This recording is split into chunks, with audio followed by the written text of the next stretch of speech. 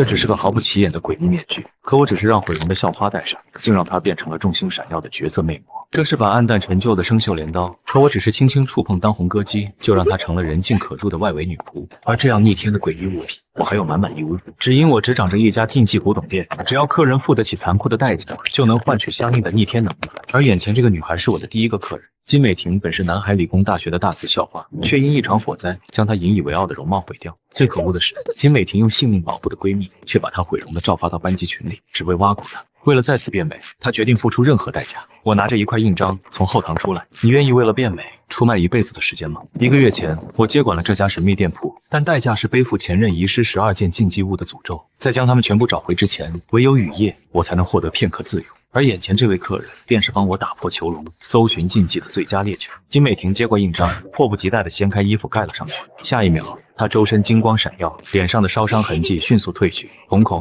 竟变成了粉色桃心，头顶生出2根山羊角，一条桃心尾巴从牛仔裤后探了出来。金美婷发出一声刺耳的尖叫声，跌坐在地，惊恐地看着镜子中的自己。编号4-18，魅魔文章，使用后会变成这个世界上最美的手。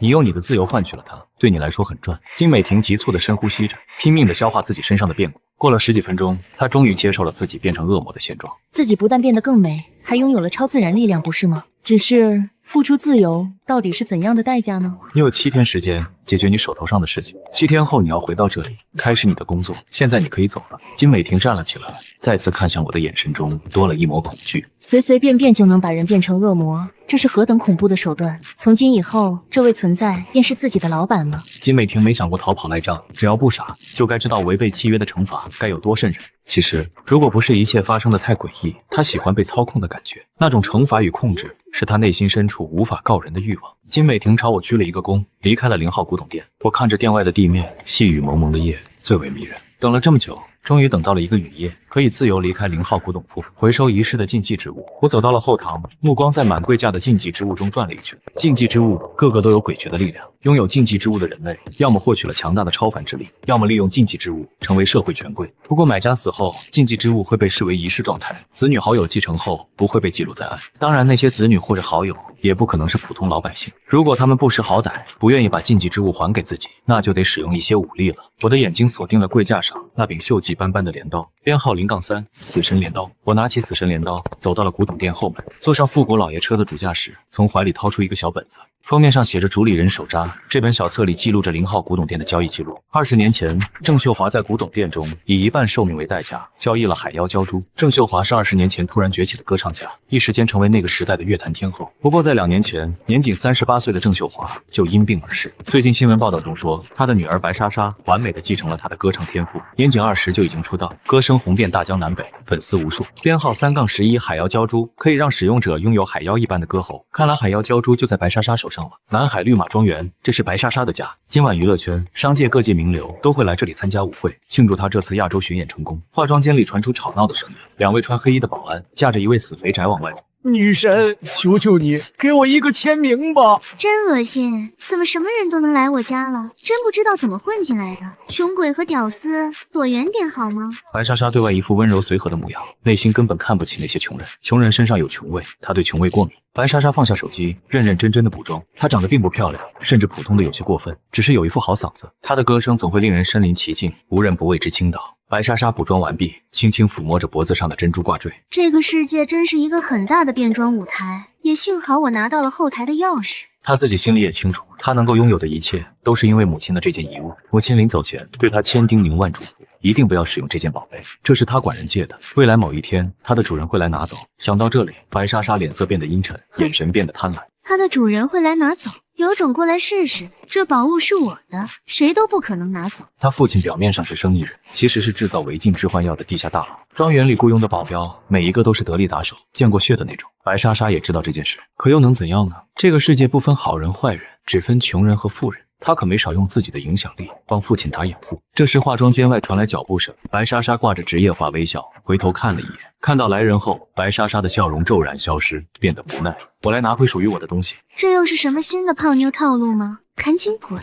再不滚，我喊保安了。男人走进了化妆间，盯着白莎莎脖子上的珍珠挂坠看。白莎莎一把捂住了自己好不容易挤出来的沟，满脸嫌弃。这是给我主人们看的，可不是你个屌丝能看的东西。我来拿回属于我的东西，你是听不懂人话吗？白莎莎眼睛在我身上打量了一番，突然想起什么。我给你钱，这个是我的了。白莎莎觉得这东西是这乡巴佬祖上传下来的东西，乡巴佬们都很蠢，很没见识，根本不知道用这件宝物来赚钱。白莎莎站起身，抱着胳膊，满脸自信，倨傲道：100万怎么样？没错，我就是强买强卖，不过这也是为了你好。匹夫无罪，怀璧其罪。你这种人拥有这件宝贝，只会给你带来天大的麻烦。哼。拿着一把破镰刀就赶来这里撒野，既然你不识抬举，就别怪我欺负人了。很快，门口传出齐刷刷的脚步声，一个个穿着黑色西装的彪形大汉出现在化妆间门口。我眼里浮现出一抹愁色，难道以后回收禁忌之物都要这么麻烦吗？白莎莎敏锐地捕捉到这份愁，冷笑连连。后悔吗？已经晚了。这个世界上有些人不是你们这种乡巴佬能得罪的。小子，拿着这破玩意是要让我得破伤风吗？我没有回答，死神镰刀朝着保安轻轻落下。下一秒，令所有人震惊的事情出现，那位保安竟然直挺挺地倒在地上，失去了声息。死了，就这么死了？怎么可能？我在所有人惊愕的目光中掏出一个古朴的陶瓷罐子，编号3-01，封魂魔罐。封魂魔罐可以收纳灵魂之力，封印灵魂。0号古董店规则3：主理人每个月都要将一定的灵魂之力贡献给地下室那尊最恐怖的禁忌雕塑。普通的灵魂会在封魂魔罐的转化下，成为禁忌雕像需要的灵魂之力。接下来，诡谲的事情降临。保安明明已经死了，可是他死灰色的脸正在出现表情，惊恐、恐惧，好像正在经历什么可怕的事情。保安们被这一幕吓破了胆子，还没等他们反应过来，空中划过一道紫色弧线，所有的保安全都被定格在原地。紧接着，一个接一个的倒下，尸体逐渐诡谲地做出恐惧的表情。我做完一切，转头看向已经吓傻了的白莎莎。白莎莎浑身剧烈的颤抖，最后扑通一声跪下：别杀我，我有钱，我有很多钱。钱这东西对我来说最没用，你根本不知道当初你的母亲为了得到那吊坠付出了什么，当然你也不会知道，因为保密是交易的条件之一。白莎莎慌忙从脖子上摘下海妖胶珠，给你，我不要了，我真不要了，我知道错了。我没有接过海妖胶珠，而是蹲下身子，伸手挑起白莎莎的下巴。我喜欢简单的事情，可你偏偏把事情搞得那么复杂。白莎莎不停地摇头，心中懊悔不已。我没有继续给她求饶的机会，手中的死神镰刀轻轻点在白莎莎的身上，她立刻瘫软倒地，手中的海妖胶珠滑落。自己其实可以收回海妖胶珠后，让白莎莎恢复她原有的嗓音。没有了海妖胶珠的白莎莎，在一会儿宴会上的演唱一定很丢人，以此来惩罚白莎莎对我的不敬。只是我没有这种恶趣味，不如把白莎莎的灵魂用封魂魔罐装起来，提供给地下室那尊雕塑。随后，男人走出了化妆间的门，一辆老旧的2战时期老爷车凭空出现。他坐上老爷车后，诡谲地消失在了这里。我还没死吗？白莎莎自言自语着，她看到了化妆间内的场景，很多死人，这些死人中也包括她。不，我已经死了，现在是鬼魂吗？天空中突然出现了一扇大门，门那头的光很亮，白莎莎本能地朝那扇门飘去，越飘越高，人间的一切变得没有意义。忽然，恐怖的吸力从另外一个方向传来，吸引着白莎莎的灵魂进入那扇门。白莎莎低头看去，看到了一辆行驶在夜幕中的老爷车。老爷车的主驾驶中，那个恐怖的男人手里拿着一只打开的陶瓷罐子，陶瓷罐子的口散发着邪恶与不祥之气。白莎莎惊恐了起来，拼命地朝天上那扇门跑，但吸力越来越大，最后数只漆黑细长的手从陶瓷罐子冲出，死死拽着白莎莎的灵魂体，将其一点一点拉进了陶瓷罐子。白莎莎灵魂的表情变得无比惊恐，更诡异的是，她的尸体也在做出同样的表情，与其灵魂的表情一模一样。闺女，快出来吧，大家都等着你呢。胖乎乎的汉子喜气盈盈地走进化妆间，他叫白立堂，是南海地下世界大佬，也是白莎莎的父亲。白立堂进入化妆间后，绿豆大的眼睛猛地睁圆，满地尸体。诡异的是，尸体上没有任何伤痕，但表情惊恐，好像是所有人被活生生吓死。闺女，这是怎么了？闺女，谁杀了我女儿？是谁杀了我女儿？我要杀你全家，我一定会杀你全家！这时，白立堂敏锐地发现白莎莎脖子上珍珠挂坠没了，他擦了擦眼泪，大脑飞速运转。那珍珠挂坠是妻子留给白莎莎的遗物。白立堂的眼力很强，当时一眼就看出来，这珍珠挂坠不是凡物，怎么着也是个有数百年历史的老珠宝，价值连城。妻子临死前也提起过这件东西，他说这东西是借的，以后会有人来取。妻子还嘱咐父女俩千万不要怠慢那个人，一定要恭恭敬敬地把那人送走。白立堂对此嗤之以鼻。老子可是南海地下世界顶尖的那几个人之一，没需要对谁毕恭毕敬。这东西女儿喜欢，就必须是女儿的，谁敢从她手里抢走，我会找到你，我一定会找到你，让你给我女儿偿命。凌晨3点，我回到0号古董店，将死神镰刀与封魂魔罐放回柜架上。前厅空无一人，只有几十盏黄铜烛台从黑沉沉的横梁垂下。只要到了夜晚，烛火会自动燃起，不需要燃烧物。我的目光放在了正门口，外面还下着雨，夜色未散。再过几个小时天就亮了，如果自己还在外面，将会发生可怕的事情，因为自己身上有0号古董店的诅咒，只能在雨夜行走人间。男人抿了抿唇，顺着挂满黄铜烛台的楼梯走向2楼书房。书架上有来自世界各地的书籍，书籍是主理人们用来消解孤独、打磨时间的唯一消遣物。除了柜台上那铜制的手摇式座机，0号古董店内没有任何东西可以联系外界。联网手机在0号古董店里跟砖头没什么区别。随后我坐在梨花木椅上，从书桌抽屉里拿出一本笔记，借着黄铜烛台的烛光，用钢笔在笔记本上写道：接手0号古董店2周半，终于盼来了第一个雨夜。今天收获颇丰，交易了一件禁忌之物，也成功回收了一件遗失禁忌之物。自从接手这里后，自己就养成了写日记的习惯，不是矫情，是怕在漫长的岁月里忘记了时间，也被时间忘记。上一任主理人明明已经超脱3界5行，可眼中却充满了麻木与疯癫。归根结底，是这古董店内该死的诅咒。主理人每个月必须向地下室的禁忌雕塑献祭足够的灵魂之力，否则便是万劫不复。历代主理人为了苟活，疯狂榨取买家的寿命来填补雕塑的胃口，却忽视了最重要的职责——回收禁忌。上一任的那个蠢货竟然遗失了整整12件禁忌之物，导致诅咒加深，如今只能在雨夜踏出店门，简直是作茧自缚。目前我最大的困局是无法走出0号古董店，得找一个办法破局，一个不需要我走出古董店也能够回收禁忌之物的办法。窗外雨水不断打在地面，我呼吸着窗外涌进的清鲜空气，脑子悠悠地转着。前几任的主理人一直用禁忌之物交易灵魂之力，也就是寿命，因为灵魂之力是每一任主理人最稀缺的东西，毕竟每个月都要为地下室的禁忌雕塑提供灵魂之力，交易了足够多的灵魂之力，对之前的主理人来说就算是过年了。可这种目光短浅的行为只会让流落在外的禁忌之物越来越多，最终让自己深陷泥潭。男人想起了今天交易走魅魔印章的金美婷，如果改变交易规则呢？不再仅仅索取寿命，而是用禁忌之物换取忠诚、自由，那主理人不就等于有了一群具有强大手段的奴仆吗？有那些奴仆在，无论是回收禁忌之物还是收容禁忌之物，都方便许多。要知道，现在自己只有雨夜才能走出0号古董店，回收和收容禁忌之物的困难很多很多。最要命的是，无法确定下一位已经获得禁忌之物的买家什么时候会死。买家死亡，其手中的禁忌之物就是遗失状态。自己若是没有及时回收，身上的诅咒会越来越深，到时恐怕会如同酷刑一般。就算是自己不死不灭，那也是活受罪。若是买家帮我回收了禁忌之物，或者收容新的禁忌之物后，我身上的诅咒就可以彻底解除。我的眼睛逐渐亮了起来，不如以买家们为基础，建立一个组织。这个组织之中，每个人都拥有禁忌之物，每个人都向自己献出了忠诚。也就是说，这是一个绝对忠于自己的超凡组织。未来的交易只有2种，要么献祭灵魂满足雕塑，要么献出忠诚成为我的爪牙。这个组织就暂且命名为禁忌会。禁忌会的主旨很简单，就是替我回收遗失的禁忌，以及狩猎新的猎物。每一个禁忌之物在未收容前都是可怕的东西，否则也不会称之为禁忌。即便禁忌会的会员们拥有禁忌之物，也未必是那些东西的对手。到时候还是得由自己亲自出手，毕竟我是不死不灭的，且可以随意使用古董店内的禁忌之物。无论是什么领域，自己都是这个世界上最恐怖的禁忌。男人顿笔抿着唇，眼里流淌着金光。禁忌会的成员要帮助我回收禁忌、收容禁忌，所以他们要在凡俗世界有些身份才好。成员的筛选必须严格，我不需要一无所有的废物，我需要的是权贵富豪，是那些在凡俗世界拥有巨大能量的人。只有他们才能在世界各地为我铺平道路，打造出一个舒适的猎场。不说其他国家了，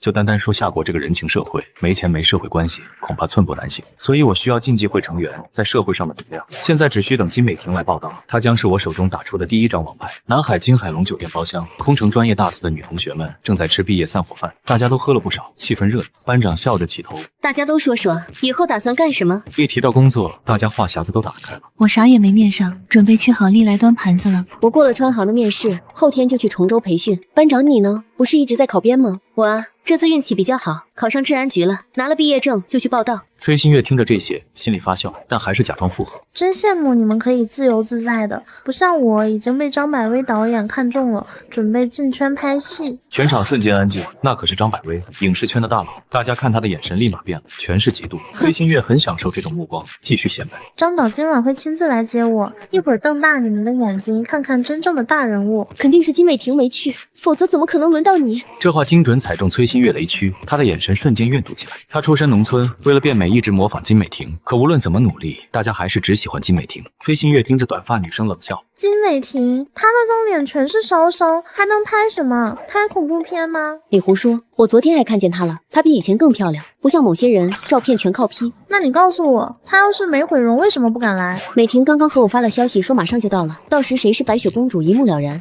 听到这话，崔新月笑容僵住了。金美婷毁容的事情已经被她在南海理工传了个遍，但是她没有说金美婷到底怎么毁容的。1个月前，崔新月和金美婷出去逛街，一家商铺突然发生爆炸，是金美婷为了保护崔新月，才导致她脸烧伤。崔新月觉得金美婷失去了那张脸，也就没用了，所以这段时间没少丧良心去挖苦她。金美婷不会是想说出真相来报复我的吧？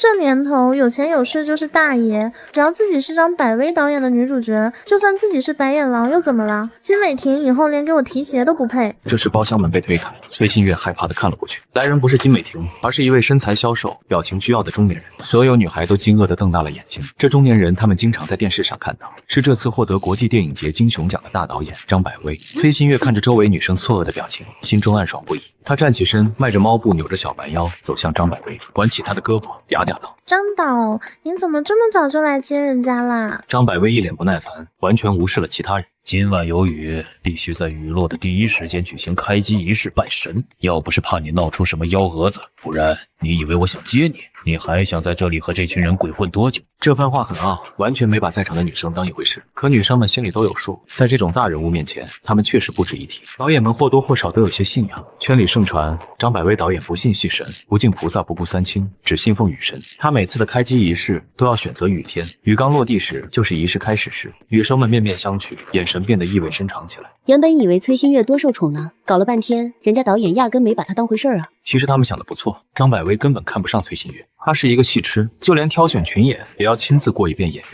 前些天在为即将拍摄的狐妖古董店选女主角，选了1个月也没一个真正满意的。狐妖古董店讲述的是一位千年狐妖开古董店的故事，女主狐妖除了漂亮外，还得有狐妖的妩媚，也得有经历1000年的沧桑感。奈何参加海选的女人都在刻意卖骚，根本不是她想要的那种惊心动魄的妩媚感。最终矮子里拔矬子，就只能找个最会卖弄风骚的恶俗狐狸精凑合了。这时门突然开了，一道银铃般的声音传来：不好意思，我来晚了。众人循声看去，全都愣住了。来人正是校花金美婷，她不仅没毁容，反而美得惊人。明明还是那张脸，却精致得过分，眼神流转间全是勾魂摄魄的魅意，举手投足都透着一股说不出的风情。以前金美婷就挺风骚的，每天晚上都会大胆地拉着室友看刺激的电影，性格火辣，但绝对不是滥交。用她的话来说，就是还没有任何一个男人能够征服她。可现在的她简直像换了个人似的，那种魅惑感，就连女生看了都脸红心跳。崔新月不可置信地看着金美婷，当初明明是一起去的医院，我还亲眼看着金美婷毁容的，怎么会这样？怎么会变得这么漂亮？是整容吗？可是1个月时间怎么可能整得这么好？还有那股子妩媚的韵味，到底是哪里来的？崔新月心虚，生怕金美婷当众揭穿她，赶紧拉扯张百威。张导，我们走吧，不是要举行开机仪式吗？张百威一动不动。崔新月抬起头才发现，张百威一直在盯着金美婷看，那是看到稀世珍宝的狂热。他的心一沉，在看向金美婷时，眼里充满了怨恨。只见张百威一把将她甩开，迫不及待地冲金美婷问道：这位小姐，请问你有工作了吗？面对张百威突如其来的现场邀约，全场震惊。毕竟这位名导是出了名的工作狂魔，整个影视圈都知道他爱戏不爱女人。然而金美婷却婉言谢绝。不好意思，张导，我已经答应了老板，明天去报道。小姐，你就算是签约了世界500强，也应该知道孰轻孰重吧？你要考虑清楚，现在什么工作都不可能有当我的女主角好啊！是怕赔偿违约金吗？你告诉我是哪家公司，我去和他们老板谈。张百威导演亲自去帮演员解除工作合同，这事儿怕是得上热搜吧？如果是我肯定对张导死心塌地。金美婷无法解释自己要去的是一家充满了禁忌之物的古董店，只能再次坚定拒绝。对不起，张导，我真的不能去，我已经有工作了。张导都这样说了，你有点不识抬举了吧？你入职的那家公司，就算再厉害，也不可能有张导亲自扶持有含金量啊。你要清楚，跟我走，可比跟你那老板有前途的多。这时大门推开，众人的目光看了过去，是一位陌生的男人。他留着如墨的黑长发，身材修长，身前挂着几串蓝宝石点缀的流苏。那蓝宝石看起来晶莹剔透，大概是某种法器。长得俊逸非凡，那双琥珀色的眸子看起来深邃而平静。来人正是古董店老板林木，他无视了周围的目光，径直看向金美婷。不好意思，你需要提前上班，现在跟我走。我之所以出现在这里，是因为今晚是雨夜。正常来说，秋天的南海雨水没有这么频繁，雨夜就更少。自己是不会浪费这一场夜雨的。现在回收遗失的禁忌之物是重中之重。巧合的是，明天就是金美婷到0号古董店上班的日子，倒是不如今晚就带着金美婷熟悉一下业务。在场的女生们好奇地看向我，经过刚才的对话，她们知道这位男人就是金美婷的老板。这位老板的公司到底有什么魔力，竟然让金美婷放弃跟张导当大明星的机会？说实话，大半夜老板亲自找员工加班，这能是啥好公司啊？崔新月更是心中暗喜。金美婷，你确实很漂亮，也幸亏脑子不好使。我跟着张导，你跟着不知名小老板，以后谁有出息，不言而喻了，好吗？崔新月为了刷张百威的好感度，顿时开启户主模式。金美婷，你真有点不知道好赖了。张导这么热情，你还摆谱，跟着这男的，以后能有什么出息？真是不识好歹。这一番话，他先把自己跟金美婷的关系撇清，防止之后张导迁怒到他，然后不给金美婷台阶，让金美婷没办法跟张百威走。这个小把戏很粗浅，在场的女生都能看出来崔新月的小心思，她们的目光在金美婷与铃木身上流转。奇怪的是，金美婷看崔新月的眼神里多了一抹怜悯。面对挑衅，我连眼神都未施舍半分，只催促道：“我的时间很紧张，现在立刻跟我下去。”金美婷顺从地朝我走来。你有没有礼貌啊？不知道跟张导打个招呼再走啊？下一秒，张百威慌忙推开崔新月，战战兢兢地走到铃木面前，腰弯成了90度。您怎么来了？女生们缓缓张大了嘴巴，眼里充满了不可置信。张导先前狂得很，怎么遇到这位小老板后变得这么低微了？铃木淡漠地瞥了他一眼。你认识我？您还真是贵人多忘事。当初如果没有您的提携，我不可能走到今天。没有他的提携，张导走不到今天。张导是谁？名誉海外的超级导演啊！可面前这个男人最多20多岁吧，所以这个男人是超级太子爷。你到底是多好运，能认识这种人物？铃木皱起眉头，说人话。张百威的脑袋更低了，凑到铃木面前压低声线：“我曾经在您手里交易过几本书，知道您的形象万千，但始终记得您身前挂着的流苏。”铃木明白了，这位张导曾在0号古董店里交易过东西。他在脑子里思索了一番，终于寻找到关于张百威的交易记录。张百威是跟上一任店主交易的，交易的东西很清奇，让我印象很深。在确认身份后，张百威更是惶恐。我不知道金美婷小姐是您的人，请您原谅我的无礼。铃木随口说道。我还没那闲工夫。铃木生性凉薄，古董店也从无售后一说。他不再理会，径直离开了包房，只留下张百威站在原地，大气都不敢出。金美婷临走前怜悯地看了崔新月一眼。我没有把那天的事情说出来，想着最后再给你留一丝脸面，可你偏偏要招惹我的老板，何苦呢？张百威意识到了什么，立刻像躲瘟神一样推开崔新月。雨已经下了，今晚没有开机仪式，剧组也没有你了。崔新月眼神变得惊恐。导演，别叫我导演，你别害我。张百威说罢，跟躲瘟神似的快步逃离了这里。那位先生到底是什么来历啊？张百威导演竟因此直接开除了崔新月。这个世界的真正权贵就是像那位先生那样的吗？所有人窃窃私语起来，讨论的话题要么是猜测铃木的身份，要么是聊崔新月的八卦。班长李明月是最冷静的那一个。作为被刑侦部破格录取的观察者，他看出了张百威眼底深处的惊恐。还有那个年轻男人绝非普通的富二代，他本身就是禁忌与尊贵的代名词。李明月暗暗将铃木的模样刻在了心里。楼下金美婷看到了那复古的老爷车，小嘴明显的张大了。复古迈巴赫，她只在短视频里看到过。这种年代的老爷车，通常是富人们珍藏的古董宝贝，还是第一次见到有人将其开到马路上。可一想到眼前人的身份，一切都是那么正常。金美婷去拉副驾驶的门，却听到主驾驶的铃木瞥着副驾驶说道：“坐到后面去。”老板是不喜欢自己坐在副驾驶吗？虽说很多男人都喜欢美女坐在副驾驶，可面前的老板明显不是普通男人，自己也不是足够迷倒他的美女。好。金美婷说完就要去开后座的门，铃木这才把目光看向他。没跟你说话？没跟我说话？那跟谁说话呢？金美婷后知后觉地看向后座，总觉得那里坐着人。她连忙拉开车门，坐进副驾驶。车子开动了，速度很快。诡谲的是一路绿灯，车子开了那么久就没有踩过刹车。信号灯好像在给这辆车子开后门，也可能是信号灯不敢阻拦这辆车子。车子开了很久，金美婷鼓足勇气问道：“老板，曾导演也在您那里做过交易吗？”我瞥了金美婷一眼，嘴角挂起了一抹弧度。很好。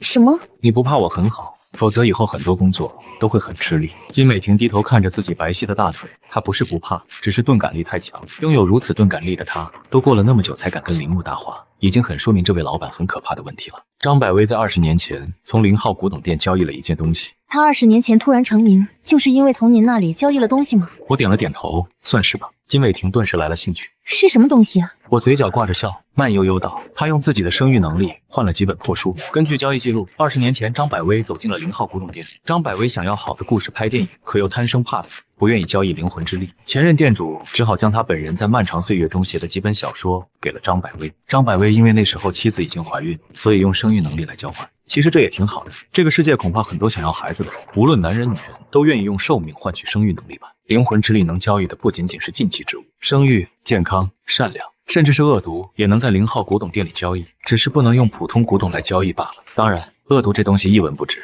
主理人是不会交易这种没用的东西。金伟霆脸上的表情惊愕不已，他万万没想到张百威竟然是靠交易成名的。我瞥了他一眼，似是看透了他的想法。他这种人很少，因为能找到0号古董店的人太少，来这的都是一些身处低谷中拥有大气运的人才。金伟霆消化完这段信息问道：我们今晚要去做什么？回收禁忌之物。夜晚10点，南海丘陵山，一堆造价不菲的跑车在盘山路上疾驰，汽车轰鸣，女伴惊叫，给这些飙车的富二代们打了鸡血。他们疯狂踩着油门，发出一声声怪叫，速度最快。跑在最前面的布加迪威龙里，坐着一头红发的青年。赵老大，你今天状态不错，这水准都能去参加比赛了。你们不知道，咱们赵老大今天心情好，为啥？因为我姐快死了。对讲系统的声音全部沉默了。死了亲姐难道不是高兴的事吗？百亿资产全是老子一个人的，我爹妈蠢病糊涂了，竟然把公司交给一个女人打理，她不就是比我多读了几年书吗？单老大，先恭喜你死了，姐姐。但我想说的是，有一辆陌生的车子要追上我们了。真的假的？南海还有这种高手？他开的什么车？好像是迈巴赫，但是赵老大你自己看吧。啥意思？是什么牛逼的跑车，还能比我的牛？已经超过我们了，朝你那儿追去了。红发青年赶紧瞥了一眼后视镜，整个人都傻了，竟然是迈巴赫 W3。如果不是真的爱车，很少有人能认出，甚至听过这辆车，因为这玩意有一个相当经典的名字——复古老爷车。明明是2战前就停产的车中古董，怎么会出现在这里？锈迹斑斑的，油漆都褪色了，大半夜的出现这么个玩意，难道见鬼了？红发青年略微一琢磨就明白了，一定是某个土豪用复古老爷车的外壳改造了个性能强大的车子。哼，不得不承认你很有钱，能弄到这种老古董，还能改造成这副样子。但这种车子也想挑战真正的跑车？你在开什么玩笑？挑战我？下辈子吧。那辆复古老爷车到底还是追上红发青年了。红发青年不服气地朝复古老爷车看去，结果这一看，红发青年的眼睛瞬间瞪圆，直接失控撞到了护栏上。不过他也是命大，竟然没死，只是头破血流的从翻倒的车子里爬了出来。红发青年看着那辆车子忽明忽暗的尾灯，眼里满是恐惧，腿不停地打摆子。他看到了此生都忘不了的一幕。整个车分为了2个事件，车子的驾驶位上有个男人驾驶着车子，副驾驶是一位美女，一切都是正常的。可恐怖的是，后排有穿着文艺复兴时期衣服的外国人，看似像一家3口，坐得整整齐齐。那些家伙都是半透明的，浑身血迹，脸色惨白，冲他露出诡异的微笑。你以后的工作除了帮我回收禁忌之物，还要留意潜在买家。金美婷看着趴在马路上一脸惊恐的红发青年，潜在买家是他吗？回收禁忌之物我已经了解了，一路上林老板跟自己解释得很清楚。可是寻找潜在买家该怎么找？不是他，是他的姐姐，身处绝境，拥有不俗的社会地位，我很喜欢。南海城很大，从南城郊开到北城郊，足足跨越了一整座城。正常来说，一辆载客大巴车走高速的话，也需要2个半小时，但驾驶冤魂老爷车的铃木只用了20多分钟。这并不是冤魂老爷车的极限，任何禁忌之物都不能过度使用，否则容易造成禁忌之物原本的凶性复苏。即便如此，可以使用各种禁忌之物的铃木也足以肆意行走人间。当然，前提是身上的诅咒解除。冤魂老爷车停在了北城郊一处4合院外，这看起来是某个土豪在这郊区建造出来养老的地方。方圆10里很安静，没有人烟，放眼望去皆是绿色，风景确实不错。只是深夜中，那敞开大门的4合院空荡荡的，院子中央散落着白色纸钱。目光继续往前，能看见正室中摆放着棺椁，披麻戴孝的青年坐在棺椁旁边，眼神落寞，没有亲戚守孝，陪夜的朋友也没有，只有身影单薄的一个人。他叫杨孝，是杨耀祖的独子。杨耀祖的祖籍在南海，本人在连城发展。这人在连城算是一个风云人物，他是连城的一位地下大佬，被连城黑白两道称为鬼爷。鬼爷并不是说这个人跟鬼似的阴狠毒辣，而是说这个人很邪门。当年他只不过是跟一位地下小头目混的小混混，没有聪明的头脑，没有夸张的身手，更没有背景。可就是这么一个人，愣是成了白龙会的坐馆人。因为每到他生死关头或平静之时，他的敌人都会离奇死亡，有的被车撞死，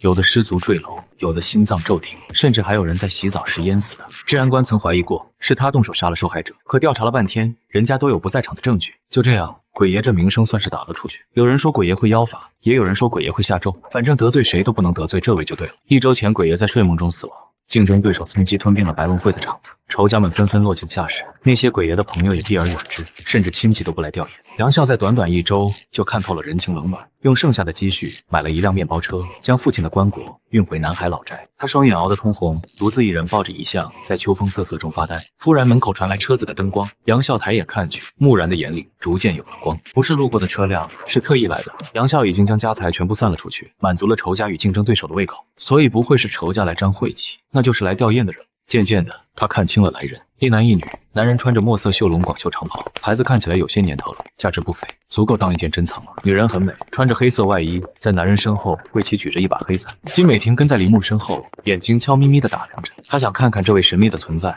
是怎样回收遗失禁忌之物的，是开门见山的去药，还是展示一下超自然力量，让对方主动交出来。林木在灵堂前驻足，抬眼看着那憔悴面容上写满期待的青年，又瞥了一眼香炉上的3炷香。杨笑迈出灵堂，露出疲惫的笑容。客人是父亲的朋友吗？杨笑长得不好看，消瘦的脸上有数道疤痕，说话声音尖细，像是马戏团小丑为了哗众取宠特意夹出来似的。林木回道：“算是吧。”那客人从哪里来？南海。杨笑愣了愣，立刻想到了什么。父亲生前向您借过什么东西吗？是的，我父亲有东西给您，请您稍等。杨笑赶紧走到屋内，拿起一个黑色木盒，恭恭敬敬递给林木。林木微微颔首，随后打开了黑盒子，里面是一个稻草做的小人，编号5-20，降头娃娃。给这件禁忌之物提供使用者的鲜血，他会根据使用者的指示展开杀戮。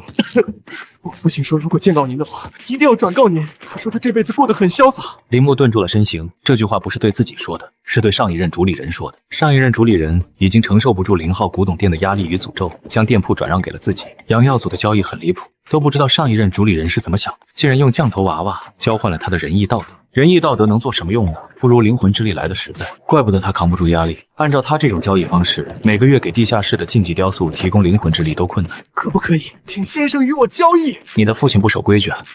这种想打冷颤的感觉是怎么回事？该不会是传说中的杀气吧？林老板放火好可怕，好危险，好迷人。金美婷暗暗夹紧了大腿，偷偷看了李牧一眼。她觉得自己有某种奇怪的癖好，不是没被开发出来，而是没有遇到过这种男人。可以叫他主人吗？按照交易规则，买家不能对任何人透露交易内容。现在很明显，杨耀祖把交易的事情告诉了他的儿子，他就不怕我杀了他儿子，让杨家绝后吗？林木突然想起，杨耀祖已经没有仁义道德了，这样的人哪里还会在意儿子的死活？果真潇洒。你想要什么？我想拥有神秘的力量，我想和我父亲一样潇洒。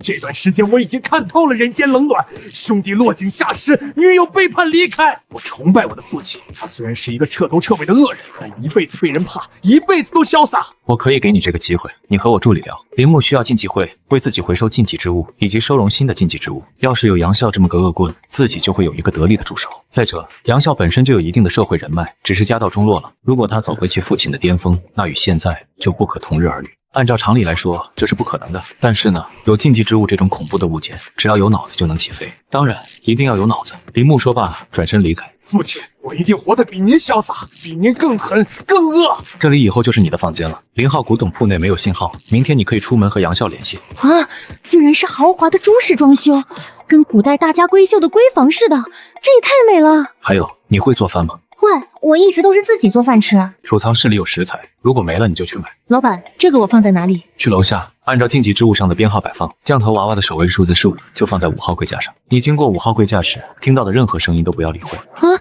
，5号柜架上摆放的东西跟鬼魂有关，也就是说，5号柜架上的任何东西只是生理上的死亡，但其仍具有灵魂。具体的，你看看我在你房间放的手册，上面有关于禁忌之物编号的介绍。鬼魂吗？有些可怕。不过自己都已经成主人的专属魅魔了，还有什么可怕的？那老板，这里有什么地方是我不可以去的吗？地下室不要去，地下室中有一尊禁忌雕塑，那尊禁忌雕塑与任何禁忌之物都不同。其他禁忌之物被收容后，可以随意被主理人使用，但那尊禁忌雕塑反倒需要主理人为其提供灵魂之力。算算日子，明天就该为那尊禁忌雕塑提供灵魂之力了。你最近离地下室远一些。铃木早就想会一会那件东西，奈何地下室的门只有每个农历月的初一才能打开。你做过早饭后，就去找到今晚红头发青年的姐姐，我需要她来到店里与我进行交易。还有，等杨耀祖下葬后，可以让杨笑过来。好的，老板，我明白了。今天收获不错，找到了2位潜在的竞技会成员，还回收了一件禁忌之物。只是阳耀祖死了不久，他的禁忌之物也是刚刚进入仪式状态，也就是说自己还有11件仪式的禁忌之物需要回收。据上一任主理人李青莲说，遗失13件禁忌之物后，诅咒会加深。铃木感觉到了一丝焦灼，谁都不能保证这些买家什么时候会死，万一再同时死了2个人，自己身上的诅咒就会加深，恐怕连走出0号古董店都困难。铃木又想起了地下室那尊禁忌雕塑，明天就该为他提供灵魂之力了。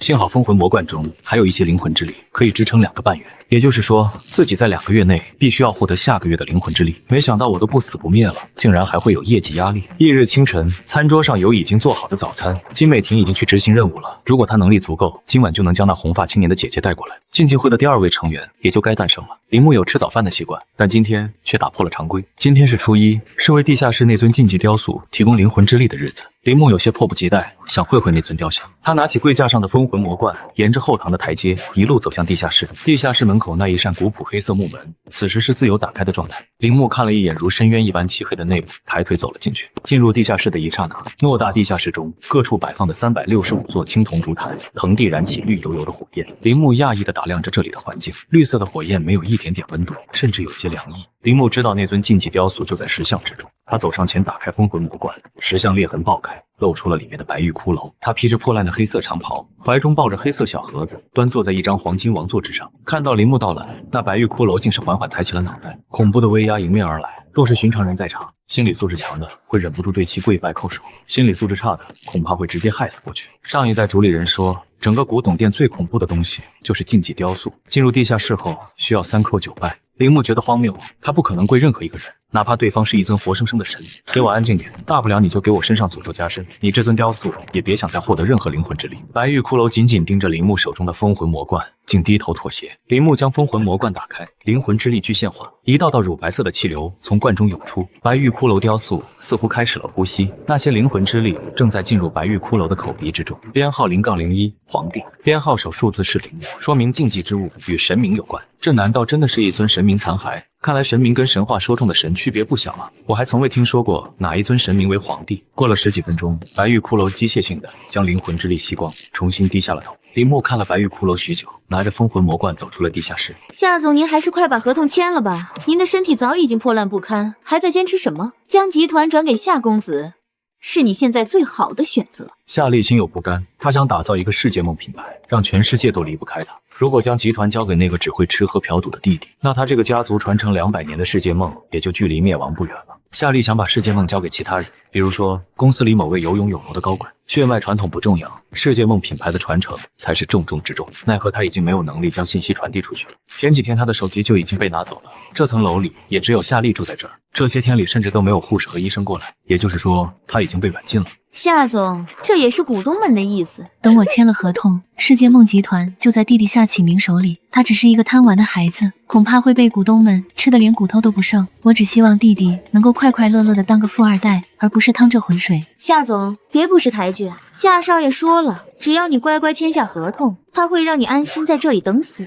如果你不签下合同，就别怪夏少爷对你使用一些手段。别忘记了绿洲医院在夏少爷名下，让你求生不得求死不能这件事办起来很容易。夏利眼角一抽，不可置信地看着律师。他原来还以为是股东们用了某些手段操控了这家医院，原来是他想多了。股东们的背刺让他感觉到屈辱，但由弟弟背叛产生的愤怒直直地冲上脑门。明明母亲走后，我就对弟弟的呵护无微不至，真是个心狠的蠢货。律师觉得自己的威慑目的达到了，揶揄地看了夏利一眼。这种高坐云端之上的权贵，如今被自己踩在脚下，他心中有难以言喻的爽快。夏总，你考虑一下，晚上我再来看你。如果有一尊神能来救救我就好了。曾经不信奉神明的他，内心不知多少次期望一尊神能救救自己。突然门被推开，是一位护士，一位骨子里都透露着妩媚的护士。夏小姐，您好。他见到我怎么会这么淡然？其他的护士医生见到自己可都是毕恭毕敬唯唯诺诺的。不对，从几天前开始就已经没有护士和医生来到这间病房了。你不是医院的人？是的，夏小姐。这里的安保等级很高，这位假扮成护士的女人是怎么进来的？在自己生病的敏感时刻，一位诡异又陌生的女人混进了这间病房，是经过专业训练的杀手吗？终于有人按耐不住了吗？我来自竞技会，我已经知晓你的情况，渐冻症加先天心脏病，随时都会死亡。你们找我有什么事？在这种时候，一位神秘组织的成员为什么会突然找到自己？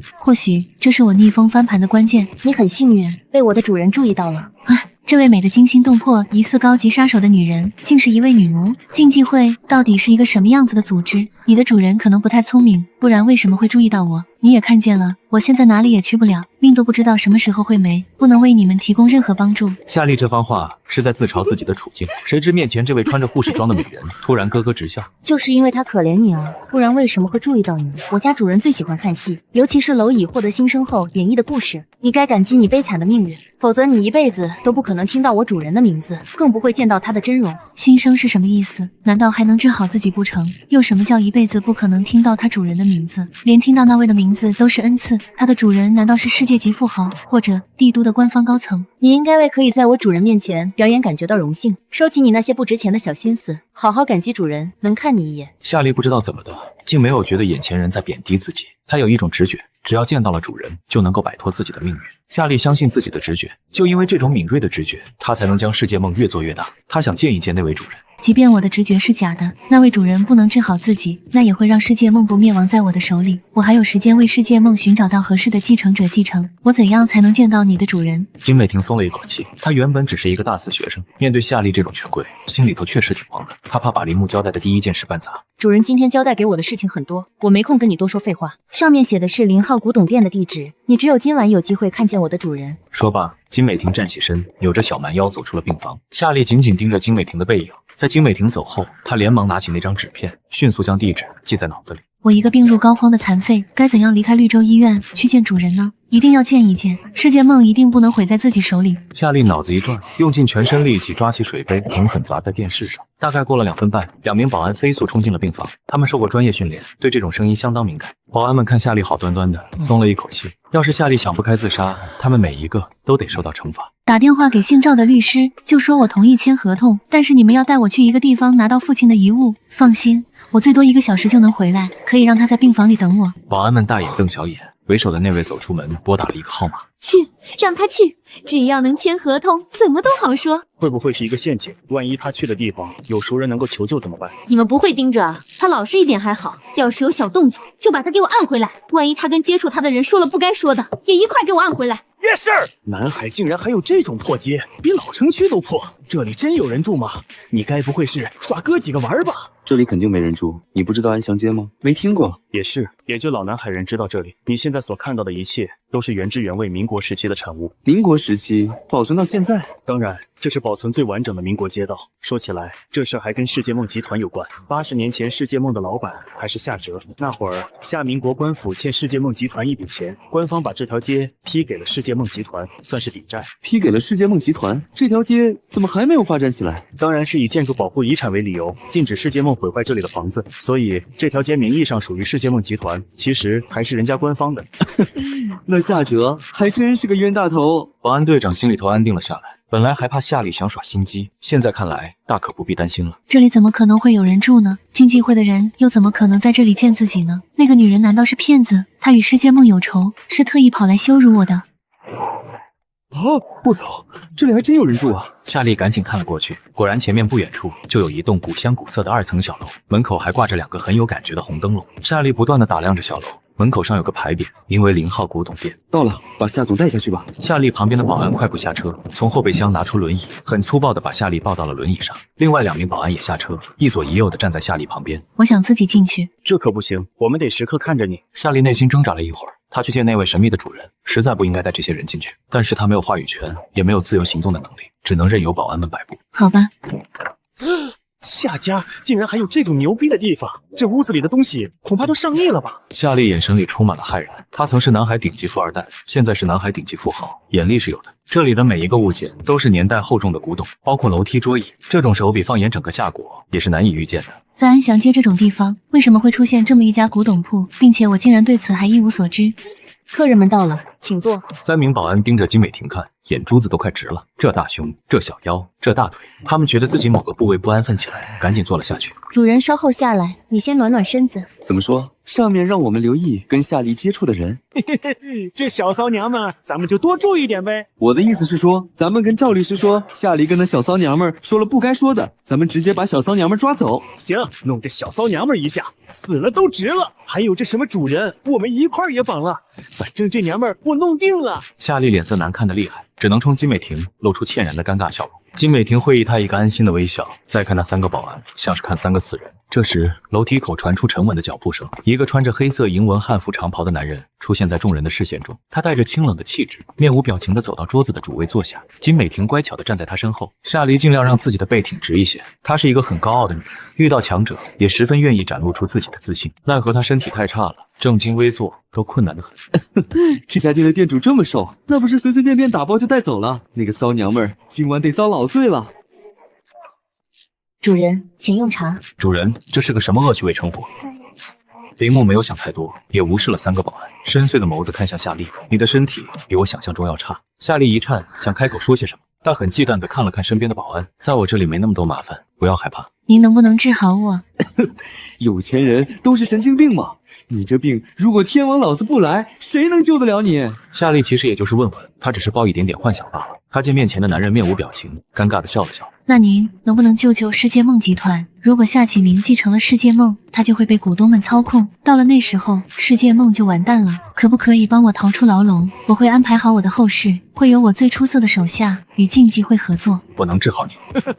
看来有钱人都是傻子，夏丽是傻子，这个古董店老板也是傻子。保安队长对2名手下压了压手，玩味地看着林木。这么好看的一出戏，得好好看看。他们认为，反正夏丽已经说了不该说的，这个老板和那骚娘们都跑不了。您说什么？林木从口袋里拿出一件吊坠，那是一个倒立十字架吊坠，编号0-13，该隐之印。上帝为了惩罚第一位杀人犯，在其脑袋上刻下印记，诅咒其永生不死。杀人犯起初不觉得这是个诅咒，反而觉得这是恩赐。他用悠久的寿命创建过商业帝国，当过伯爵，完成了所有的目标，享受了人类一切的富贵。他终于感觉到了寂寞，终于明白永生是最可怕的诅咒。于是死亡成为了他新的目标。最终，他还是找到了破除诅咒的方式。他将额头的印记拓印在银板上，形成了倒立十字架，这才得以解脱。这倒立的银质十字架以那位杀人犯的名字命名，叫该隐之印。在15世纪时，德古拉公爵找到了该隐之印，创造了吸血鬼种族。当然，现在吸血鬼种族已经消失了。不过，你拥有了该隐之印，也可以永生。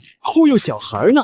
看你这一本正经的样子，哈哈哈！原来你是个卖假古董的骗子。你说个靠谱点的故事啊，这也太扯了吧！你宁愿签合同也要来这里，就是为了见这个人吧？现在知道你见到了一个骗子，你亏不亏啊？蠢货！夏丽怔怔地看着林木，第一反应也是难以相信，但理智告诉他，并不是那么一回事儿。对方拥有大手笔古董铺，拥有绝美女奴，他不会那么无聊，拿自己一个病秧子开涮。我是遇到了超自然事件吗？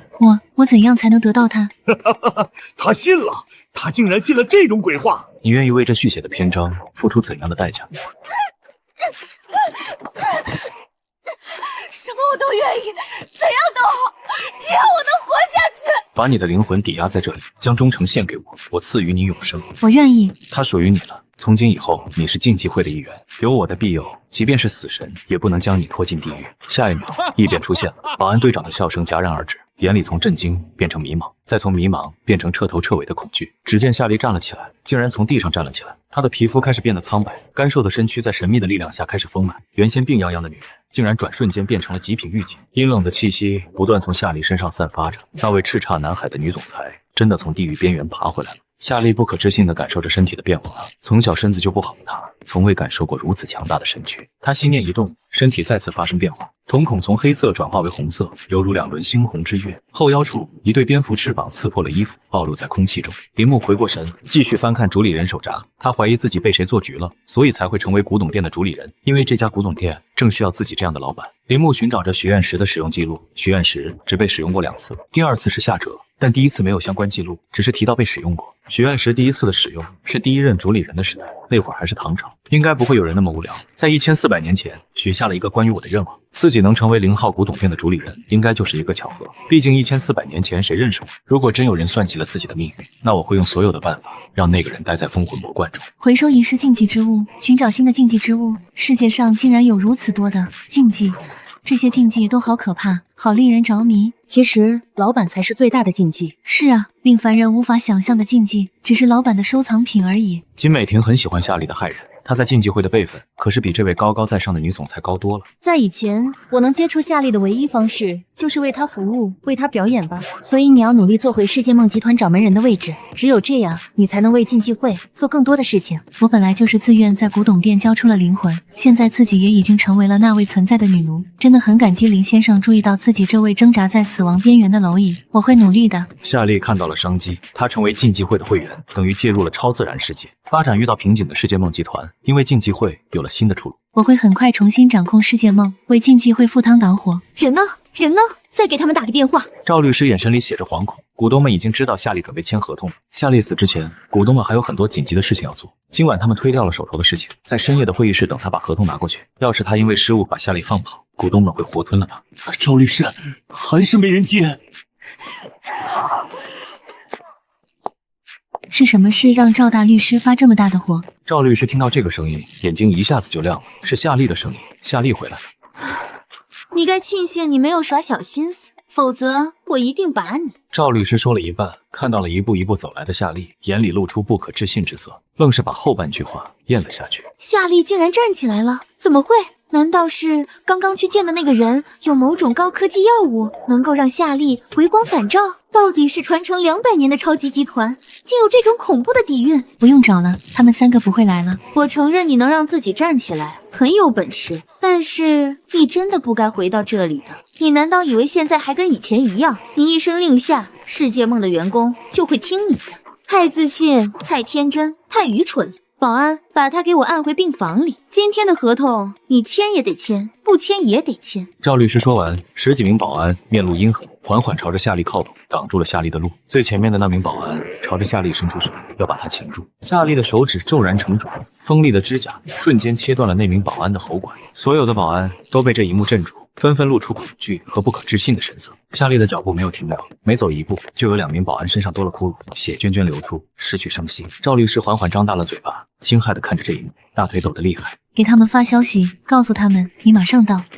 好，夏总您别急，我这就发。赵律师把编辑好的文字发了出去，他抬起头，露出谄媚的笑。还未等他说出一个字，夏丽的手指划破了他的喉咙，扭身离去，随手将染血的手帕抛到身后。赵律师失去了力气，跪倒在地，白色的手绢恰好落在他的脑袋上，遮住了最后的视线。对付个病秧子还要这么久，赵楚林真是个废物。那可是夏丽，你是不是忘记了你被他整得多惨？忘记了你下跪求饶的时候了？贵妇得罪夏丽后，藏到了偏远的别墅里。那天晚上醒来，她的床被鲜血沾满，被窝里还有宠物狗的脑袋。她被吓破了胆子，第2天跑到夏丽面前下跪认错。这件事整个公司都知道，员工们不知道的是，死的还有一个他召来的男模。他枕在男模的臂膀上，那男模的眼睛一直看着他，那抹死灰色，他毕生难忘。你再说一句，别吵架嘛，结局是好的，夏丽终于认输了。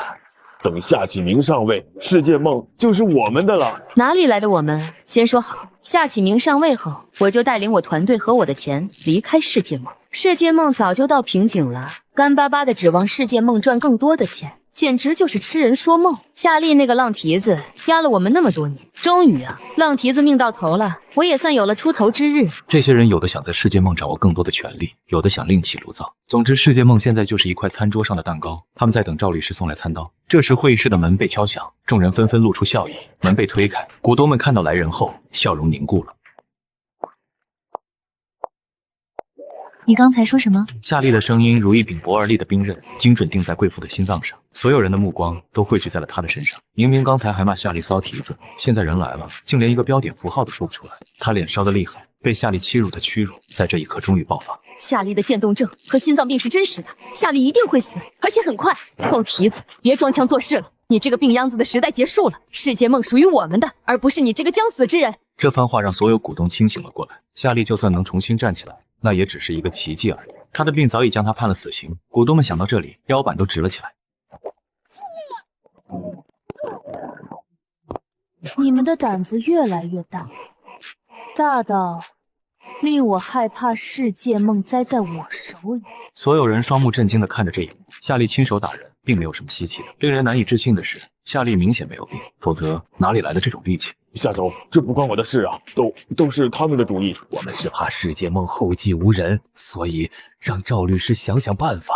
是不是赵律师对您做了什么，让您产生了误会？夏总，做了就是做了，您难道要让你的杀手把我们都做了不成？哼，我倒是真想宰了你们，但我怎么会将世界梦的栋梁全部拆掉呢？是啊，世界梦还需要我们，就算再怎么犯错，夏利能杀了我们吗？世界梦没有我们这些股东，没有我们这些资源，就等于走向灭亡。夏国有句话，物极必反，世界梦已经发展到了顶峰，未来必将灭亡。现在世界梦分解才是最好的选择。我已经找到了好的项目，但需要大家兴起。找到了好的项目，怎么可能是地产吗？不应该，南海的地产行业早就到头了。父亲临死前的心愿有2个，一是找到小时候的那张全家福，二是让世界梦的股东们兴起。另一点我是做不到的，爷爷死后什么都留下了，唯有那张全家福不知踪影。至于这第2点，我以前没有能力，但现在可以了。众人听不懂夏利说的话，人心是这个世界上最容易变质、最难看透的东西。他怎么有勇气说出这样的话？接下来，夏利让他们知道，他的那双瞳孔逐渐变得猩红，一对蝙蝠博弈从腰间生出，他咬破手指，8滴精血从指尖射出，精血落在那些没回过神的股东们的脑门上，缓缓陷入。这是怎么回事？疼！我的脑袋要炸开了！夏总竟然是吸血鬼，现在也把我们变成吸血鬼了，怎么会这样？吸血鬼这种传说中的生物，怎么会真的出现？夏利是有能力将他们转化为吸血鬼的，这种能力叫做初拥。这些吸血鬼后裔与他最大区别是没有服役，这个世界只有佩戴该隐之印的吸血鬼鼻祖才拥有象征力量与权力的飞翔之力。夏利感觉到有些虚弱，一口气转化了8只吸血鬼，对他的损害很大，但他必须这么做，必须要股东们团结一心，才能真正帮助竞技会。竞技之物是世界梦集团新的目标。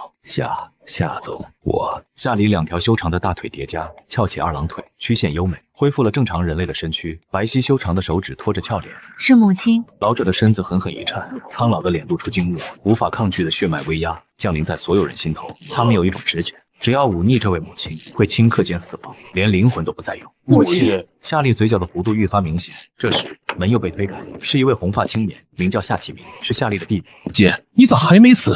哦，外卖来了。8名股东这才感觉到了剧烈的饥饿感，那种饥饿感让他们身上每一个细胞都在抽搐酸痛。股东们理智彻底失去，齐齐起身扑向了夏启明。夏启明这才发现那些股东们都变成了怪物，他跑不掉。那名贵妇吸血鬼已经把他按在了地上。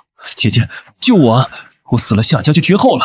我是不死不灭的，夏家无需再有后人。这番话狂傲霸气，震碎了夏启明所有的希望。南海汉大福街道，警灯闪烁，治安官们将这里拉上了封锁带。几名白大褂拿着仪器走进了现场，正在检查死者的尸体。死者的死状都很诡异，2具干尸穿着保安制服，脸部和肩膀在地面上拖行太久，已经露出森森白骨。谁敢想，有人会在行凶后大张旗鼓地把尸体拖进市区？最离奇的是，拖着2具尸体走进汉大福街道的男人也死了，面黄肌瘦的，临死前脸上保持着淫邪之相，一副被女人榨干后的模样。过了10几分钟，一辆商务车停在现场旁，走下来几名便衣，快速进入现场。为首的是一位寸头壮汉，站在车门抽烟，他叫罗全，南海治安局的刑侦队长。紧紧跟在他身后的是一名黑长直女生。李牧见过这女生，她叫李明月，金美亭大学时期的班长，现在是罗全的徒弟。李明月走进了现场，而后脸色惨白地跑出来，车尾剧烈呕吐。含着，先别吐，能好受一点。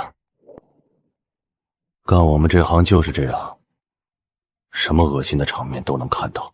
这时，一名便衣跑了过来，递上了一份随机报告。罗全接过，随意翻看着。头，2名受害者是因为失血过多死亡。奇怪的是，身上没有伤痕，不应该出现大出血的情况。那另外一个呢？是凶手吗？应该是他，因为2具受害者尸体身上只有那个人的指纹。可离谱的是，他的死亡方式比受害者还奇怪。怎么说？他体内失去了大量蛋白、元素、激素，脑子里分泌的多巴胺过多。说人话。纵欲过度，精尽人亡，算是猝死吧。法医说，他临死前都是在干那种事儿。法医是疯了吗？根据监控显示，凶手临死前一直拖拽着2具尸体，怎么可能干那种事？李明月也皱着眉，这3个人的死法也太奇怪了。最近还有一件案子也挺奇怪的，已经有8个人失踪。昨夜治安局根据调查和科技手段，发现所有人最后出现的地方是西城郊的一间破庙。当晚治安局派人去调查，通过技术手段找到了8个人的生物痕迹，但那8个人就跟人间蒸发了似的。罗全今天本打算带着李明月去西城郊调查一下，没想到遇到了这种事情。我也觉得太扯了，所以偷偷伸手摸了摸他的裤裆。我发誓，根据我多年经验，他临死前绝对没有。你是说你摸了他的地方？对啊，2000字检讨，晚上就给我。我今天会很忙，你自己先去西城郊，要是能找到线索的话，有奖励。是，把附近所有监控都调出来，我就不信这3个人是凭空出现在南海城的。林木坐在吧台内侧的茶桌前，手边一杯热茶生着白气，另一只手翻着当天的报纸。店里没有信号，外界消息只能靠纸媒。这份报纸是金美婷一早出门买回来的。这几天，金美婷的打扮和初见时比起来，几乎像换了个人。曾经那些被她死死压住的念头、服从、扮演，以及把自己当成某种宠物的幻想，都因为道德和人伦被她强行按了下去。可现在不一样了，世俗的规矩、旁人的眼光，对她都失去了意义。她的灵魂被一个可怕的男人掌控，她成了林木的女奴，像是终于撕开了最后一层遮掩，把心底那些羞于启齿的渴望彻底放了出来。金美婷回头偷偷看了林木一眼，脸上流露出一些失望。主人是真的把我当成了女奴，就只是做家务、买早餐、买报纸，没有暧昧，没有欲念，甚至没有一个男人该有的冲动。或许自己应该再大胆奔放一点。林木哪里知道金美婷这会儿心里有一出火辣大戏，她认真地阅读手头的那份报纸。这报纸是前几天的，知名女歌星白莎莎猝死家中，为什么不报警？以为是地下世界的复仇吗？生怕凶手是同行的报复，所以不敢报警。看来白莎莎的父亲打算亲自报仇吧。林木嗤笑了一声，继续翻看着报纸。看到今天的报纸时，眼睛幽深起来。汉大福街道惊现恐怖命案，治安局正在紧密调查中。历代主理人应该没做过这么惊世骇俗的事情吧？自己做了，是因为理念与他们不同。历代主理人的任务只有3个：第一，交易灵魂之力，只要有足够的灵魂之力，主理人便是高枕无忧。第二，回收仪式的禁忌之物，这完全属于迫不得已了，毕竟没有回收仪式禁忌，主理人就要遭受诅咒。第三，收容新的禁忌之物，这一点更是强赶着牛去拉磨。每一件野生的禁忌之物都相当危险，就算是不死不灭的主理人也会觉得棘手。